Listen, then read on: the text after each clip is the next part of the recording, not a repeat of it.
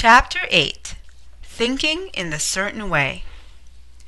Turn back to Chapter 6 and read again the story of the man who formed a mental image of his house, and you will get a fair idea of the initial step toward getting rich. You must form a clear and definite mental picture of what you want. You cannot transmit an idea unless you have it yourself. You must have it before you can give it. And many people fail to impress thinking substance because they have themselves only a vague and misty concept of the things they want to do, to have, or to become. It is not enough that you should have a general desire for wealth to do good with. Everybody has that desire. It is not enough that you should have a wish to travel, see things, live more, etc. Everybody has those desires also.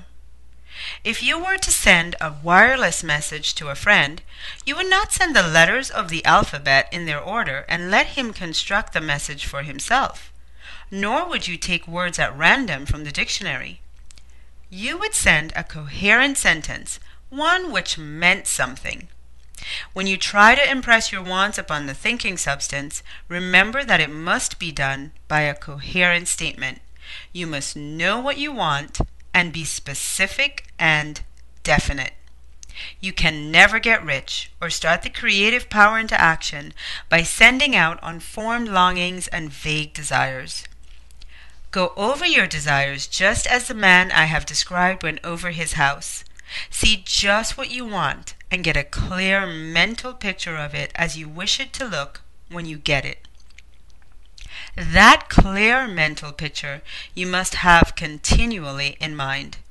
As the sailor has in mind the port toward which he is sailing the ship, you must keep your face toward it all the time. You must no more lose sight of it than the helmsman loses sight of the compass.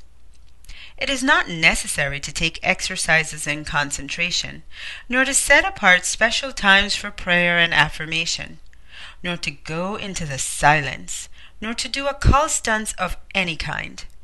Some of these things are well enough, but all you need is to know what you want and to want it badly enough so that it will stay in your thoughts. Spend as much of your leisure time as you can in contemplating your picture. But no one needs to take exercises to concentrate his mind on a thing which he really wants. It is the things you do not really care about which require effort to fix your attention upon them.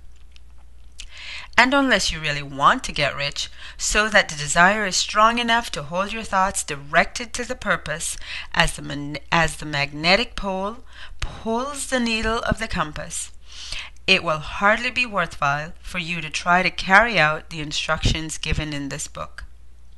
The methods set forth here are for people whose desire for riches is strong enough to overcome mental laziness and the love of ease, and to make them work.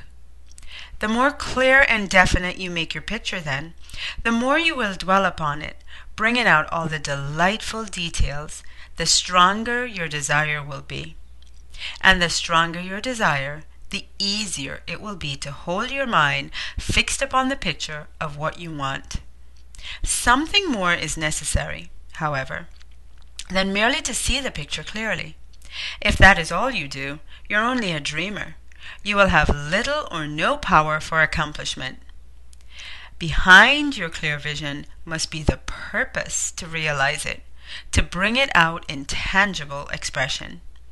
And behind this purpose must be an invincible and unwavering faith that the thing is already yours, that it is at hand, and you have only to take possession of it. Live in the new house mentally until it takes form around you physically. In the mental realm, enter at once into full enjoyment of the things you want. Whatsoever things he ask for when he pray, believe that he received them, and he shall have them, said Jesus.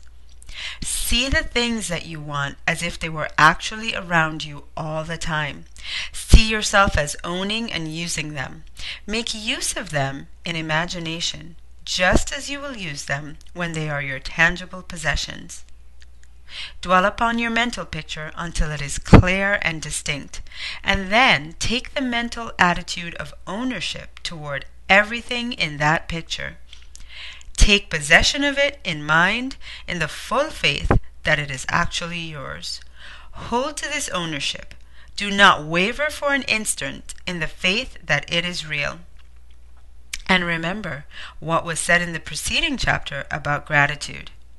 Be as thankful for it all the time as you expect to be when it has taken form. The person who can sincerely thank God for the things which as yet he owns only in imagination has real faith. He will get rich. He will cause the creation of whatever he wants. You do not need to pray repeatedly for the things you want. It is not necessary to tell God about it every day. Your part is to intelligently formulate your desire for the things which make for a larger life, and to get these things desired arranged into a coherent whole, and then to impress the whole desire upon the formless substance which has the power and the will to bring you what you want. You do not make this impression by repeating strings of words. You make it by holding the vision with unshakable purpose to attain it, and with steadfast faith that you do attain it. The answer to prayer is not according to your faith while you are talking, but according to your faith while you are working. You cannot impress the mind of God by having a special Sabbath day set apart to tell him what you want, and then forgetting him during the rest of the week. You cannot impress him by having special hours to go into your closet and pray. If you then dismiss the matter from your mind until the hour of prayer comes again. Oral prayer is well enough and has its effect, especially upon yourself, in clarifying your vision and strengthening your faith. But it is not your oral petitions which get you what you want. In order to get rich, you do not need a sweet hour of prayer. You need to pray without ceasing. And by prayer I mean holding steadily to your vision with the purpose to cause its creation into solid form, and the faith that you are doing so. Believe that he received them. Once you have clearly formed your vision, the whole matter turns on receiving. When you have formed it, it is well to make an oral statement addressing the Supreme in gratitude. Then, from that moment on, you must in mind receive what you ask for. Live in the new house, wear the fine clothes, ride in the automobile, go on the journey, and confidently plan for greater journeys. Think and speak of all the things you have asked for in terms of actual present ownership. Imagine an environment and a financial condition exactly as you want them, and live all the time in that mental environment and financial condition until they take physical shape. Mind, however, that you do not do this as a mere dreamer and castle builder. Hold to the faith that the imaginary is being realized, and to your purpose to realize it. Remember that it is faith and purpose in the use of the imagination which make the difference between the scientist and the dreamer. And having learned this fact, it is here that you must learn the proper use of the will.